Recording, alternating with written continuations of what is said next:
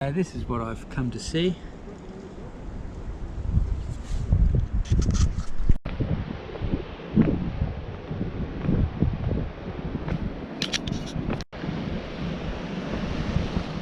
Well, certainly a green pool, and today is overcast, so with showers. So to see it as clear as this is terrific.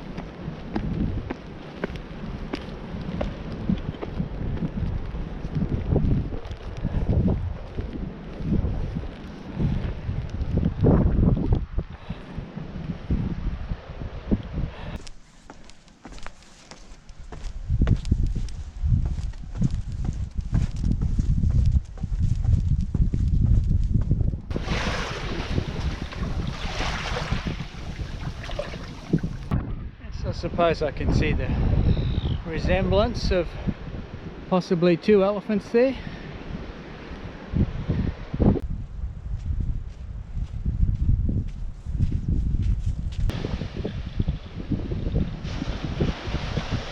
Looking out over Mad Fish Lookout and seeing we visited the Mad Fish Winery. I wanted to come here. We're in the same region as Elephant Rock, Green Pool and Mad Fish Lookout is Waterfall Beach.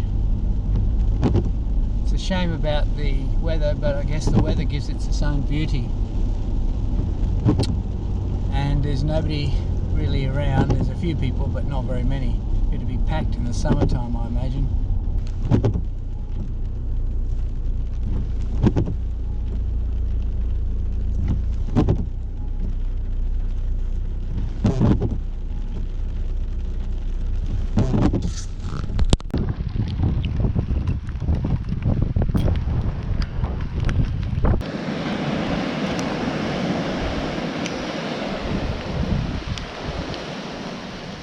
Well, this beautiful beach is Waterfall Beach. I imagine it's given that name when the tide comes out, went over those rocks. Beautiful spot.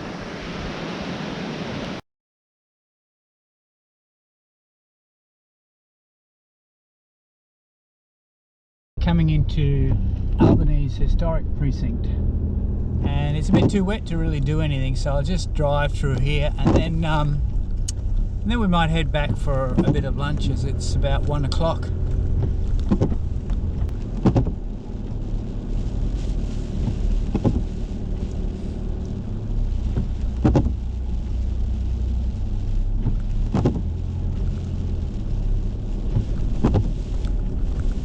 I'm told that Albany is bigger than Esperance, and I'll head on to Esperance tomorrow.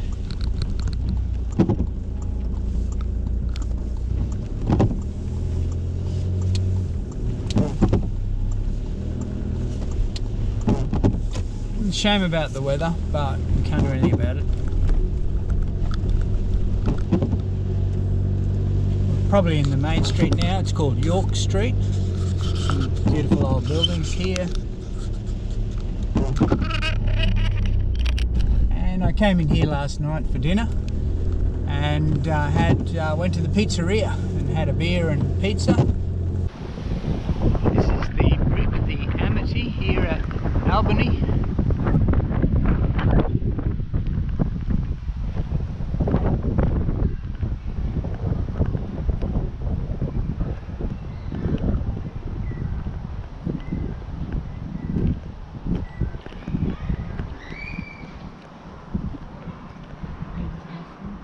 It's a replica, and this was part of the fleet. That was the first European settlement in Western Australia.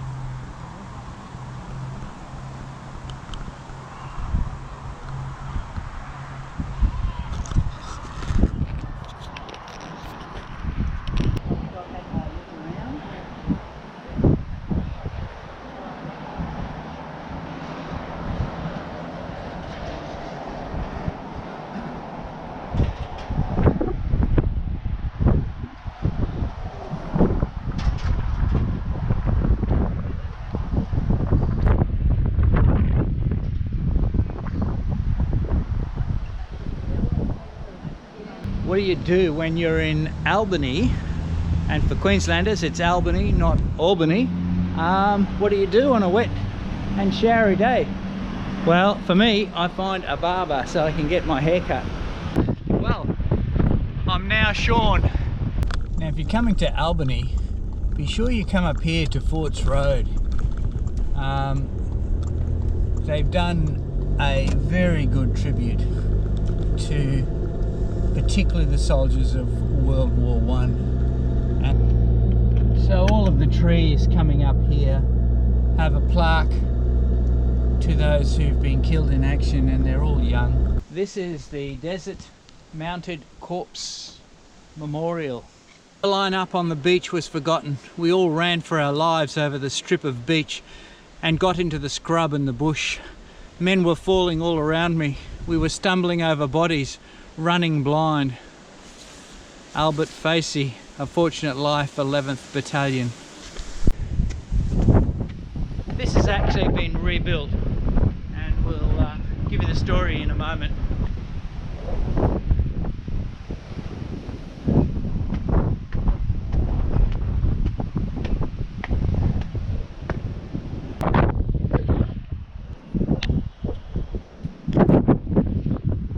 So the memorial that you saw was originally the Anzac Memorial of Port Said in Egypt around the 1930s, and then they did this replica.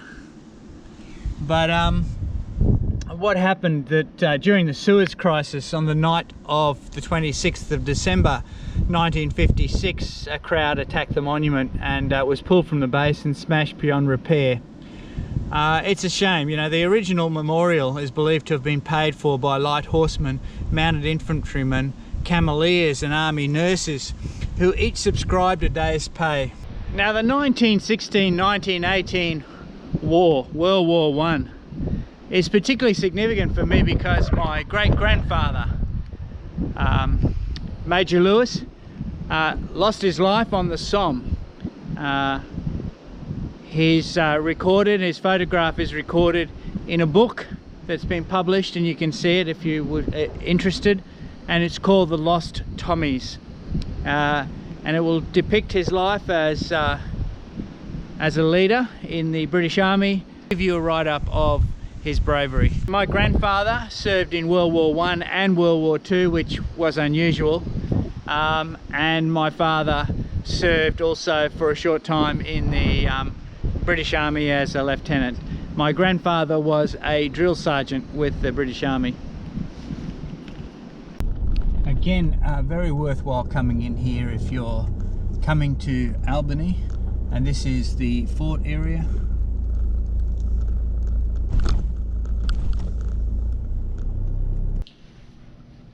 So we're inside one of the buildings up in the Rats of Tobruk, their uniform.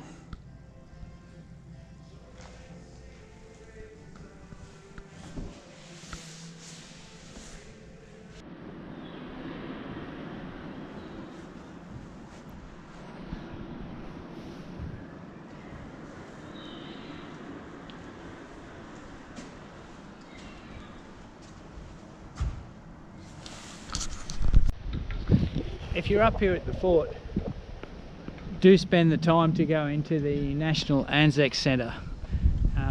It's got a great history on the various battles, together with information about particular people, and also, for those interested, weapons of war. We need to walk up to the convoy walk, and we'll get a look out onto the harbour where the first convoy left.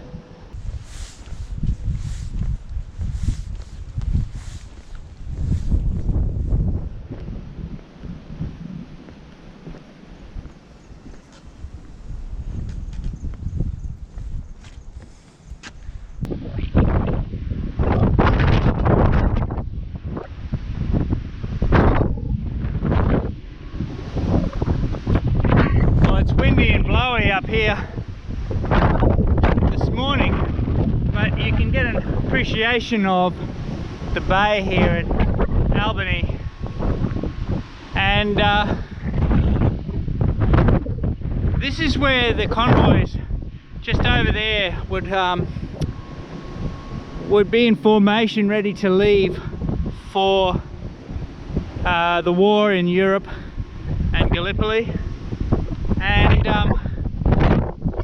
the troops on those convoys, they didn't know when they exactly would be leaving until they heard the sound of those propellers in the water and the ships moving out.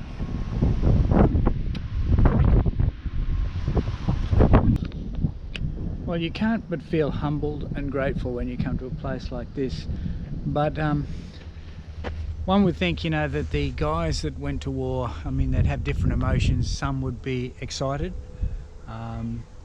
you know, I guess it's something very different for them, so they would, and you see some of the comments that, you know, they didn't want to miss out.